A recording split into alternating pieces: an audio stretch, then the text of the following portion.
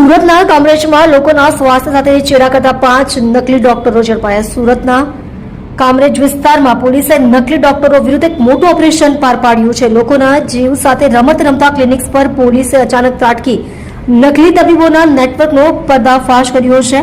આ કાર્યવાહીથી સમગ્ર પંથકમાં ગેરકાયદેસર પ્રેક્ટિસ કરતા તત્વોમાં ભારે ફફડાટ વ્યાપી ગયો છે.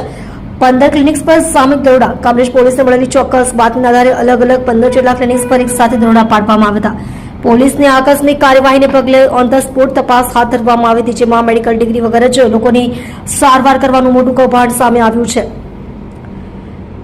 મુન્નાભાઈ પોલીસ સગંજામાં આ સઘન સર્ચ ઓપરેશન દરમિયાન પોલીસે કુલ 5 જેટલા નકલી ડોક્ટરોને રંગે હાથ ઝડપી લીધા છે. પકડાયેલા આ બોગસ તબીબોમાં એક મહિલા અને 4 પુરુષોનો સમાવેશ થાય છે. યોગ્ય લાયકાત કે માન્ય સર્ટિફિકેટ ન હોવા છતાં આ શખ્સો બિંદાસપણે દર્દીઓનું નિદાન કરીને દવાઓ આપતા હતા. ઔદ્યોગિક વિસ્તારોને બનાવ્યા હતા નિશાન.